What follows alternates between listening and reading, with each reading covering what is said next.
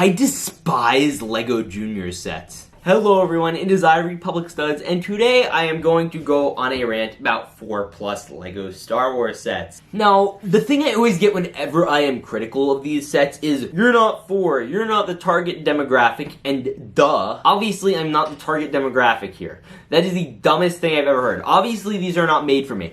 I, for one, am the most on board out of anyone of making sure that kids get a chance to get LEGO at a young age. I think it's a great idea to make sets for kids who are younger, especially Star Wars sets, because again, I like having more LEGO Star Wars fans out there.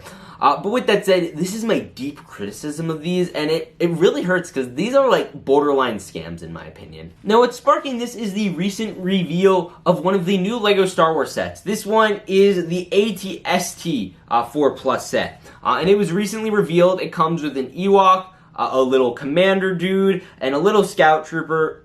It's an alright looking set, and I'd even say it's decent looking. The AT-ST is kind of adorable, but you know what's not adorable? The price tag. This thing is $35. And did I mention the piece count?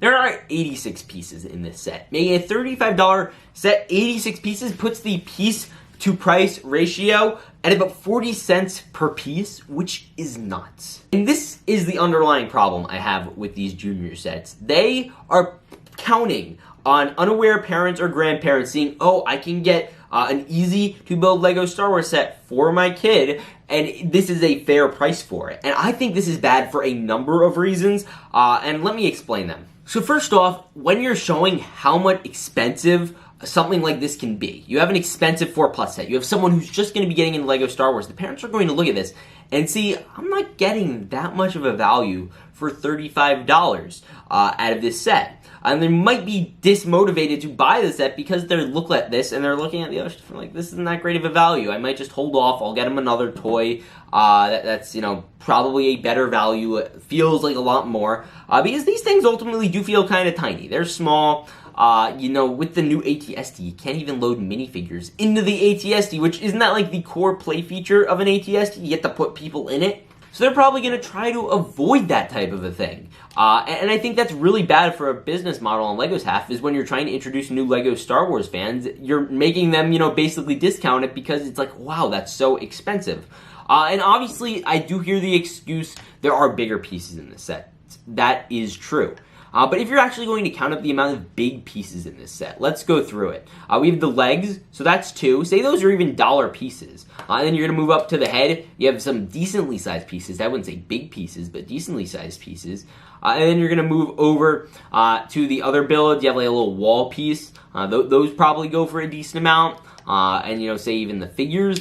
I still don't think that altogether adds up to the $35 price that makes this set more expensive than, say, sets like the 501st Legion Clone Troopers. And that is a 200+ piece set. Heck, the Micro Fighter version of the Mandalorian's Razor Crest is cheaper than this $35 set. And I know this set does come with bigger pieces. I fully understand that. It should not be $35. And this is a general criticism I've had with junior sets, is they're just overpriced. Well, look at the TIE Fighter here. This, I believe, was a $30 set. You got 2 minifigures in it, you got the little section for the Death Star plans, and you get this kind of cruddy TIE Fighter. Or you go to the X-Wing with the Trench Run build. Now, this one feels a little more substantial, I will be honest, but $30 is still a rough price for something like this. And I think I have to go to the worst offender, the Resistance X-Wing. This is a set, now keep in mind, at the time, battle packs are the exact same price as this set. Like a year later, they are the exact same price as this set. The 501st Legion Clone Trooper set is on sale, is only going to be $4 more than this set, or off sale, it's going to only be $10 more. And you're also getting 6 figures. In this one, you're getting 1, and you're getting a BB-8, and then you are getting this build. Now, this is a $20 set. At max, this thing should be $15. I think that Micro Fighters have a significantly better value because they actually look decent. This does not look good. And again, I get they do make them for kids. They make it easier for kids to build, and I appreciate that. I am in full support of having a line for younger LEGO Star Wars fans. I think that's amazing. When you're charging $20 for something like this, that's going to disincentivize a lot of people to continue pursuing LEGO Star Wars to buy for their kids. I know if I was a parent, I'd look at this and I'd look at a battle pack and I'm like, you know what? The battle pack might be a little bit more advanced, but the pieces are all relatively the same. It's not like they're only using big pieces in these sets. His blaster piece is still just as small. The little connecting pieces for the windshield are just as small. You look at ones like, again, the X-Wing, and the X-Wing comes with all the little discs, and it comes with all these tiny little pieces. And you know, you're looking at that, and it's like the pieces are still so tiny. It's not like you're like losing out on that much. The only thing is the build is slightly easier. You look at one that I personally like. The Snowspeeder, I believe this was $20, and I actually really thought this one was quite alright. It was a nice looking set. You're still working with a lot of tiny parts there. I mean, I built it. There are still tiny parts in this set. And overall, I think with these sets, it is just kind of a scam. I really do not like the marketing of a 4+ set, just basically so that way they could give you a cheaper, worse product and say, oh, it's just for younger kids. I think it is wrong. I do not like it at all. So here, let me explain what I think these sets should be. These should be starter kits. These should be when someone is getting into LEGO Star Wars, there are like 5 starter kits, and you have all the main characters in it. They're relatively easy builds. They guide you through it. So like say, we do the X-Wing one. Like, that is a very cool one. In this set, you throw in Luke Skywalker, R2-D2, maybe Princess Leia. So you get your X-Wing, you get the basics in, you could do a mini build, whatever. Make the builds actually look alright, and try to use minimal small pieces. Try to use them as sparingly as possible. You do your TIE Fighter.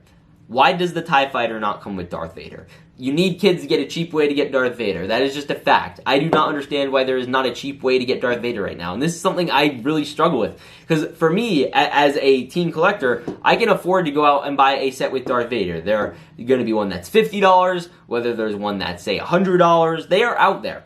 But if you're just getting started on LEGO Star Wars, you need one that's going to be in a $10 to $15 LEGO Star Wars set. Because I know my first few LEGO Star Wars sets were Micro Fighters. They were ones like the Millennium Falcon. They were ones like the Micro Fighter X-Wing. They were great. I loved them. Battle packs were big starters for me because they were nice, cheap ways to get main characters.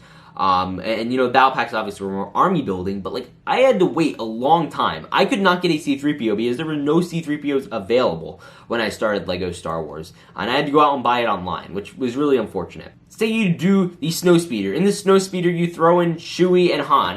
Better yet, do a micro-scale Falcon. Throw in Chewie and Han. You could throw in Lando too. You could throw in 3PO. Make it one of the bigger ones. You need to get starter characters. Get the main characters from the original trilogy. And then if you want to go further, if you want to expand this line, you could go to the prequels. You have a set with Anakin, Obi-Wan, and Padme. Heck, it's hard to get Padme these days in LEGO Star Wars sets, and Anakin. So that would be great. You just have that starter set out there. Throw R2 in it, and boom, you have a full set. You could do some sort of Geonosis Arena type thing. Heck, let's move to the sequels. You do a basic starter set with Poe, Rey, Finn, and you could throw in a Stormtrooper and maybe Kylo Ren, and boom, you have a set. Just sprinkle those main characters around so kids have things to work with. Don't bother throwing in characters people don't care about as much. Like, you don't need to throw in the pilots right away. I get some of the pilot inclusions, I really do, but you're going to want to get in the essential characters because that's who kids really care about. With Poe's X-Wing, that is such a boring character, Poe in this particular outfit especially, to do. I get BB-8. BB-8, fantastic inclusion. Really happy they included him. They could have done a cooler version of Poe, quite honestly. This is like the weakest version of Poe. I know it wouldn't have been consistent with him being on Jakku, I guess, but at the beginning of the movie, like, you didn't even really see him fly. You could have done his black X-Wing. It would have been way cooler. You chose the lame one. It's just a disappointing set, and quite honestly, they need to take the most iconic vehicles and put the most iconic characters and make them starter sets, not only for, you know, young fans, but you get them for old fans too who are looking to get all the main minifigures. I had to wait about 3-4 years as a LEGO Star Wars fan for a A-Wing set to come out with Lando, and then Lando came out again in 2017 with a Cloud City set. and he's been retired. He's now going for a couple $100, and it's really hard to get Lando in his regular appearance. You could get him in his old appearance with the new Falcon, but it's still really tough. So either way, I hope LEGO takes in some of these considerations. I'm curious to hear what you guys think. Do you guys think these are borderline scams? I want to hear it, and I do not want to hear any of the comments that are like, these are not made for you, you're making excuses. No, it is dumb. I am just calling them out because I do not think that kids should be getting a worse product at a worse price with worse things, actually. And that is kind of my point of this whole video. But either way, with that said, I will see you all in the next one. Remember to peace out and stay awesome. Wait. I can't believe you guys were just about to click off this video without liking it.